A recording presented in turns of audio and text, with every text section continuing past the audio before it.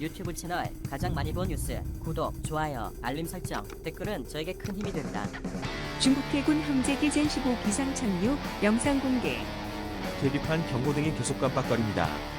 그리고 고장 메뉴에 좌측 엔진 회전수가 감소하면서 깜빡거리고 있습니다. 조종사는 선동기 위치를 바꾸어 보지만 고장 문제는 사라지지 않았습니다.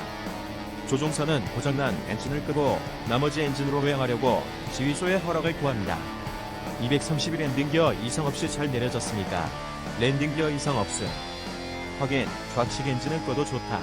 확인, 좌측 엔진 끔, 비행 상태를 유지해라. 미끄러울 수가 있다. 비행 속도가 너무 세지 않게 주의해라. 속도 450 정도로 유지해라.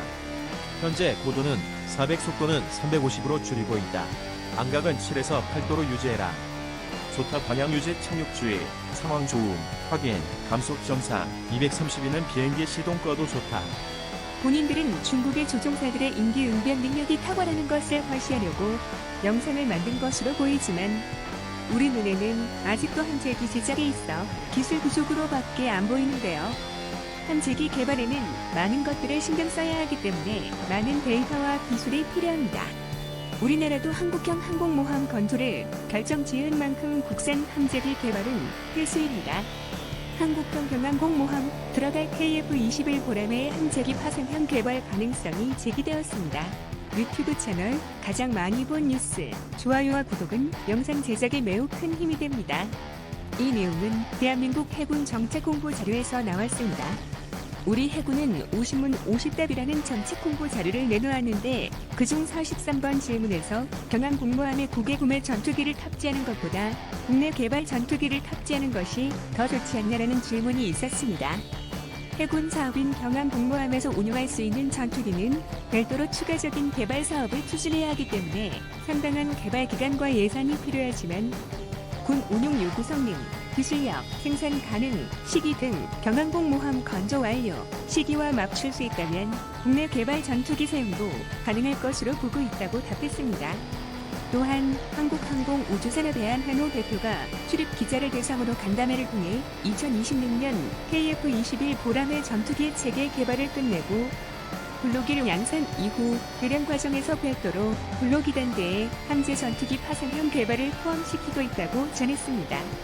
물론 안한호 대표는 기자의 확인 질문에 KF-21 보람의 파생형은 실로 군과 이야기되지 않은 내용으로 한국항공우주산업과 이야기하는 것은 적절치 않다는 단서를 달기도 했습니다.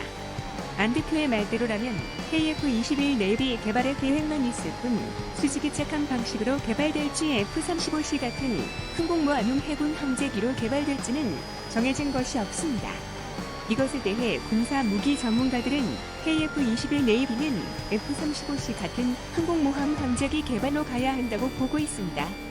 건국대 항공우주 설계 인증연구소의 이재우 교수는 최근 발표 내용에서 대한민국의 항공모함 도입 착수를 두착으로 예상하고 있으며 함상의 착한 방식과 특징에 대해서 의견을 내놓았습니다.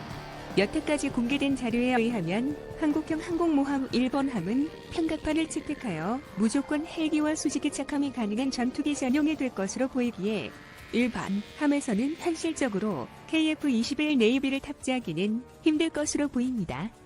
그 이유는 많은 전문가들의 수직이 착함 전투기를 개발한 영국과 미국의 사례를 들어 일본 함의 KF-21 네이비가 수직 이착함 방식으로 경항공모함 지수에 맞춰 개발되기에는 현실적 한계가 있다고 보고 있습니다. 수직 이착함 방식의 제일 큰 한계는 기술적 한계와 비용 문제입니다. KF-21 네이비가 미국의 대외 수출용인 F-35B의 외형을 참고하여 제작된다면 개발비가 더 많이 들 것으로 예상됩니다. 우리나라는 이제 막 KF-21 보람의 시제기를 개발했는데 수직이 착한 기술이 있다고는 볼 수 없습니다. 이 과정에서 미국 록히드 마틴의 기술 요청과 부품을 구입하는데 엄청나게 비용이 청구될 가능성이 높습니다. 아시다시피 록히드 마틴은 우리나라뿐만 아니라 자국인 미국에게도 F-35 계열 전투기를 엄청 비싸게 팔고 있습니다. 또한 우리나라 군 관계자는 F-35B가 F-35A보다 30에서 40%가량 비싸다고 말했습니다. 개발 기간도 무시 못하는데요. 우리나라가 KF-21 보라매를 개발에만 20년이란 세월이 걸렸습니다. 수직이 착한 방식은 완전히 새로운 전투기라고 봐도 될 만큼 구조면에서 많이 다르죠. 그렇기에 얼마나 걸릴지는 아무도 알 수 없습니다. 그리고 수직이 착륙 함재기의 운용면에서도 말을 안 할 수가 없는데요. 대표적인 수직 이착륙 방식의 F-35B와 시해리어 전투기를 보면 속도, 작전 반경, 무장 탑재량 등 다른 고전 함재 전투기보다 작전 능력이 현저히 떨어진다고 보고 있습니다. KF-21 보라매와 외형이 비슷한 F-35B에 빗대어 이야기하자면 수직으로 이륙하는 힘을 만들기 위한 리프트판이 조종서 바로 뒤쪽에 장착돼 있습니다. 이 리프트판은 많은 공간을 차지하는데요. 때문에 수직 이착륙을 위해 무장이나 연료를 채울 공간이 줄어들고 수직 이착륙을 할 경우 연료 소모도 많아서 작전 반경이 현저히 줄어듭니다. 그래서 F-35B에는 기관포를 내장하지 못합니다. 폭장량 또한 절반으로 떨어지죠. 내장 기관포가 없기 때문에 근접한 공지원, 임무 등 배수 타격 지원 임무를 수행할 때에는 외장 기관포 포대를 따로 장착해야 합니다. 그럼 장점이라곤 수직 이착함으로 긴 활주로가 필요 없는 것밖에 없습니다. 하지만 F-35B는 KF-21 네이비와는 다르게 완전 스텔스라는 장점이 있으나 이마저도 미국에서도 별로 탐탁치 않아 하는 분위기입니다. 그리고 록히드 마틴의 F-35B 개발 의도를 생각해 볼 필요가 있습니다. F-35B는 원래 함재기로 개발된 기체가 아닙니다. 미국에서는 미 해병 상륙 강습함에서 사용하기 위해 해병용으로 제작된 기체죠. 그래서 해군 작전은 넓은 작전 반경 능력을 지닌 기체가 필요하고 유사시 항모에서 지상 타격 지원도 이뤄져야 합니다. 우리나라의 항공모함 건조에 기술 협조를 해줄 영국도 F-35B 대신 F-35C를 도입하려는 움직임이 보입니다. 데일리 텔레그래프에 따르면 영국 내 수백 개의 일자리가 위험에 처할 수 있는데도 불구하고 영국 국방 수뇌부들이 항공모함에서 운용 중인 F-35B 수직이착함 전투기를 포기할 준비가 되어 있다는 내용입니다. 수직이착함 방식의 F-35B는 퀸 엘리자베스급 2번 함인 프린스 오브 웨일즈함에서 더 저렴하면서 캐타폴트 방식으로 이륙 가능한 항모형 F-35C로 대체될 계획을 준비 중이라는 것입니다. 추가로 12명의 영국 해군 조종사들이 항모에서 전투기의 재래식 이륙 훈련을 받기 위해 미국으로 위탁 교육을 보냈습니다.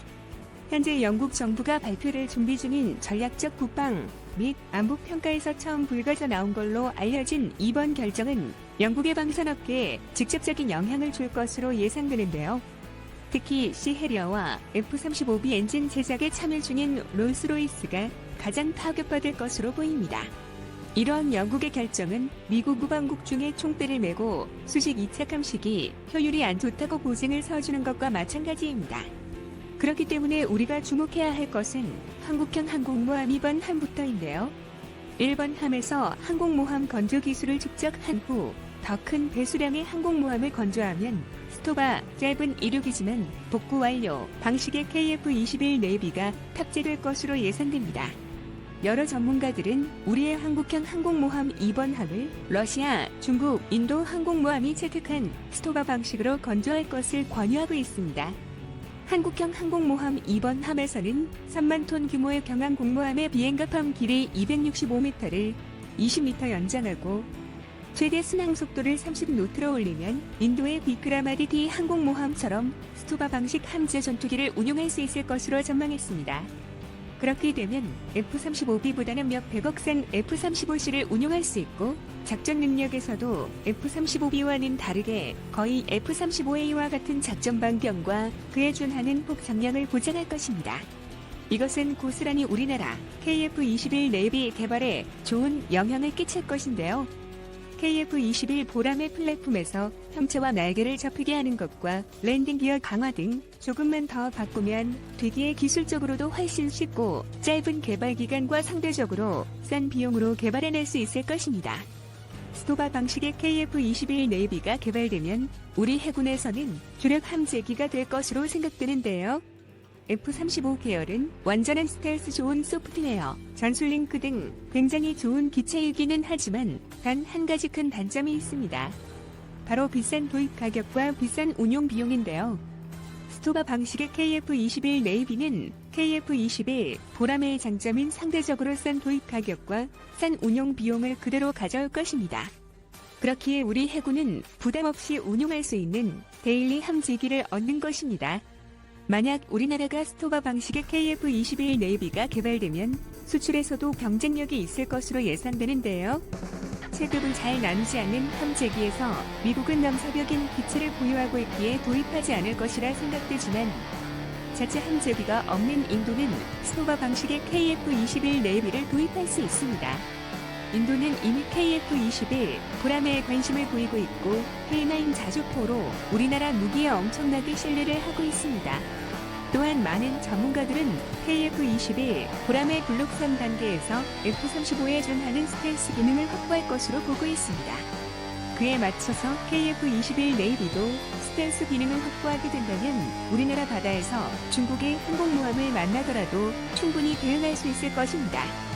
참고로 중국의 젠 시리즈 전투기는 중국 레이더에만 안 잡힌다는 것이 학계의 정설인데요. KF-21 보라매가 세계의 찬사를 받고 있는 만큼 KF-21 네이비도 좋은 기체로 개발되어 세계적인 함재기가 되었으면 하는 바람입니다. 시청해주셔서 감사합니다. 이 동영상은 유튜브 채널 가장 많이 본 뉴스에서 제작하여 게시한다. 구독과 좋아요, 알람 설정은 좋은 영상을 만드는데 많은 힘이 됩니다.